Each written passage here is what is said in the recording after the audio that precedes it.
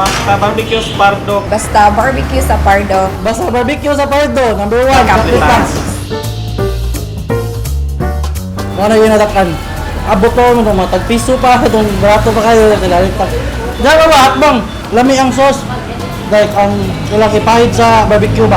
Lahi siya og templada and then dili siya gahi. Humok siya. Kung sa Japanese pa mo rin, may umami ba na murag pabilin ni mo, murag pagkita mo nawas mo na siya. Welcome to Kaplitang's Barbecue and Lechon Manok!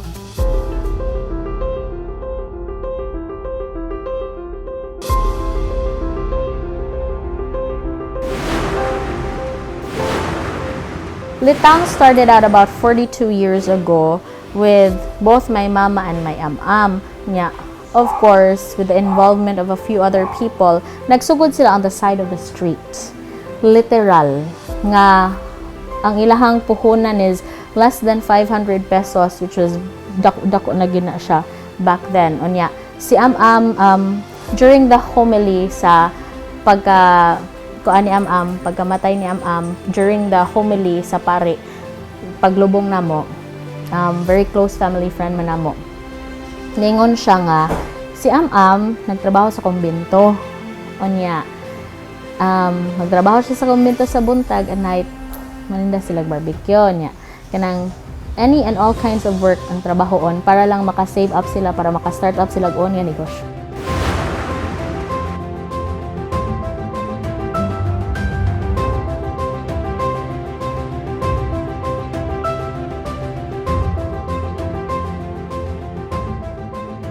Di ta mo hilak.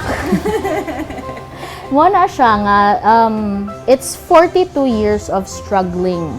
And I would say struggling good because my parents were very simple people. Unlike the millennials of today, ang ilaha gyud is hard work, dedication, you have to strive to do this. Dili pareha karon ba nga kanang pwede kita magtinapulan. Diba? We find the easiest ways to the most possible solutions for the fastest answers to all the, problems that we have to face. But with them, ang good, it's different. It's hard work, labor, good. Like, kinahanglan good, singot, luha, og dugo. Agas good. Para lang good mapundar ning tanan. That's why when they died on June 7, 2020, dili lang ako, dili lang among pamilya, no, so many people felt that great loss. And the only thing that they really could leave us, I mean, they say that education is the greatest thing that our parents can leave us. Well, they left us something even greater. They left us a legacy that we could follow through with, a legacy that will live on within our children and their children after that. People would message me that they would remember nga, ipatong ko sa lamisa, hatagan ko kanang butanganan sa suka, and I would sing diha para malingaw ang mga tao. Entertainer jud daw. Gitay mabuhat ani Ma'am Shino. Yes, not entertainment. Hi everybody, my name is Apple Abarquez. I am a former Pinoy Dream Academy Season 2 scholar and a W Copa multi-medalist. And of course, I am the daughter of Kaplitang Abarquez and Mama Neneng. And now, we own Kaplitang's Barbecue and Lechon Manok. Never know how much I care when you put your arms around me. I get a fever that's so hard to bear.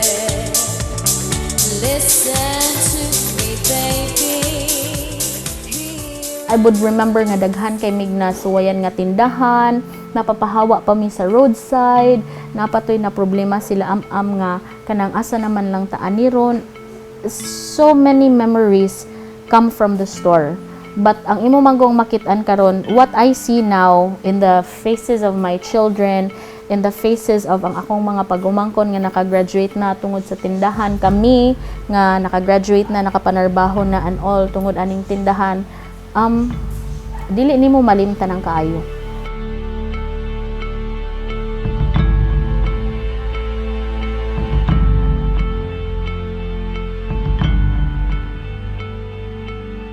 And I look at the faces of the people who have been working for us for so long. naami mga trabahante nga more than 30 years. You know? Yeah. Wow. 30 years or more in the same house. They live with us. So, daghan kaayo mig buhion. Daghan kay dapat kinahanglan ni mabuhi aron daghan pud ang mabuhi. That's what forced us, not really forced, but that's what inspired us to make sure that this legacy lived on. It's not just a source of income. It's a sense of family.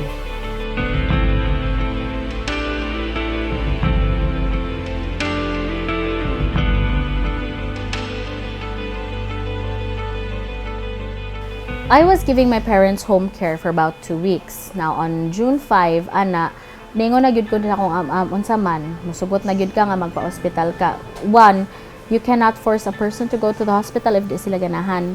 So, ningon ko nga magpa-hospital ka, nisugot man siya ko. Finally, there we go. Nidiretso me. About 7 hospitals here in Cebu City could not take us in. It's not that they didn't want to, it's just that they could not. Wala na gyud. Puno gyud sila. So finally we went to ARC Hospital in Lapu-Lapu. Dito na atiman me, but of course, given the amount of time nga galisod gyud siya. It's not that dili siya untreated here ha. We were already taking antibiotics here. The only thing missing here was the IV drip. That's all. But all the possible medications that we could give, gihatag na sa iya because I've been consulting with doctors as well. Mao to June 5, wala ginaglisod na siya ginhawa. So, we had to put an oxygen on her. On June 6, nisunod sad akong mama. Kay, by one take one man sila.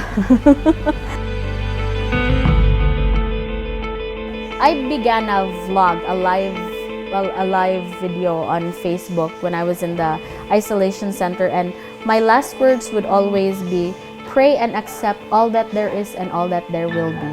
And that stands true until today.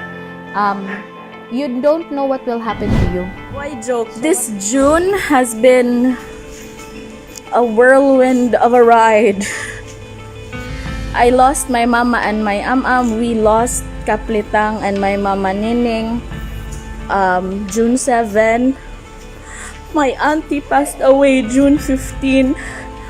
My Kuya Mike passed away June 29. And today of all days, finally, I am so happy to share with you all that my family and I have been declared clinically recovered. So whatever it is, pray that you get through it and accept that it is part of your life. It's a very inspiring story that would be best told and that you would taste every time mukaon ka.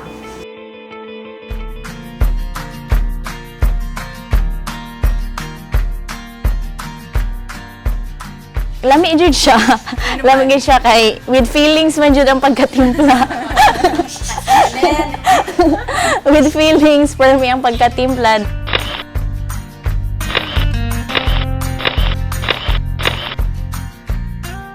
Si auntie ang nagpasa sa ako. Iyang gi-share iyang talent sa ako.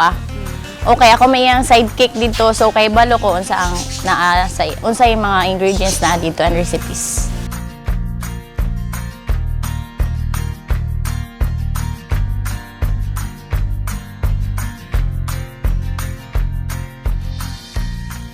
Ang hilig mo luto si Mama Neneng. Si Mama Neneng manggod ang tigtimpla.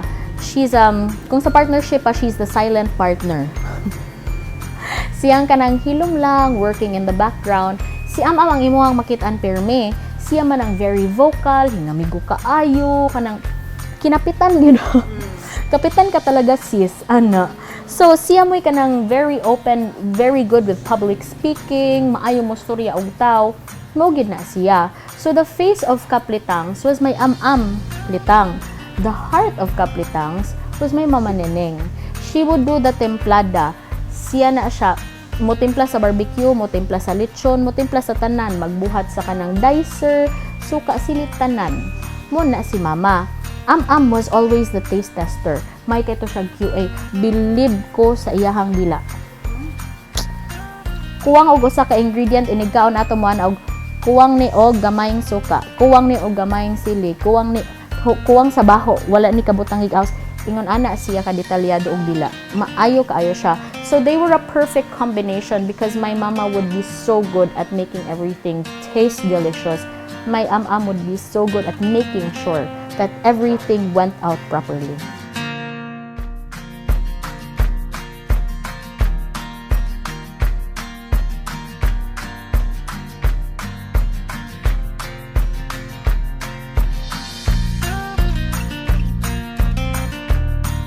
Ang nakalahi jud sa Kaplitangs kay ang iyahang taste pang kuan jud gani siya, pang masa dili gani siya ingon nga pang commercial nga kuan nga taste niya usap pod ma-feel sa nimo og tan-aw sa mga customer nga murag gilamian sa jud sila ba nya ang gamit sad namo nga spices dili lang ingon nga commercial kundi puro organic tanan ng amo ang gamit, so wala jud siya ingon nga tanang like nga ipang check or ana naa jud siya tan like mga ginger, mga tanga dinana amo ang paggamit.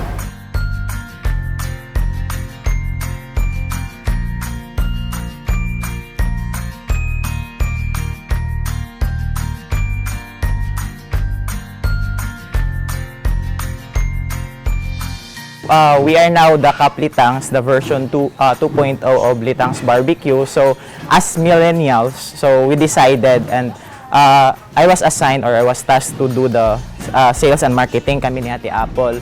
So we decided each month to do a promo.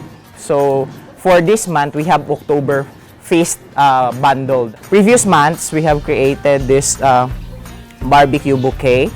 So instead of giving flowers to your loved ones or to your special someone, we have created a barbecue bouquet para mo na lang imong irigalo. So it's a hit. Medyo daghan pud ming na sold for that promotion, and after that we created another campaign. It's Bilao set bundle, since right now it focus on more on the family side man pod. So murag magbundle ba, magbudol fight kumbaga. So it's in Bilao already.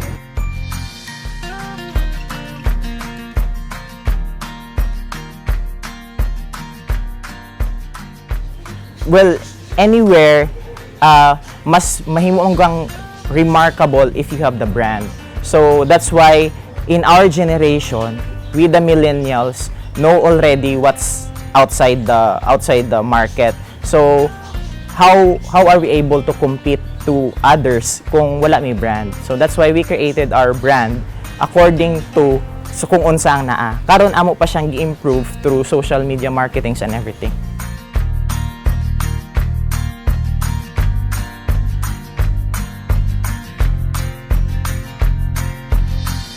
We continue the legacy that they have started since wala naman sila, and murag kami nang nahulog ba nga usog or kusgan nga makapadayon sa negosyo with my siblings, with me. So we decided to continue their legacy. As quote sad sa ilahang gihaguan ba nga mo continue siya. So amo lang ma-promise sa among mga customer that we will continue kung unsa to ang barbecue sa una o sa karon, and we will improve it.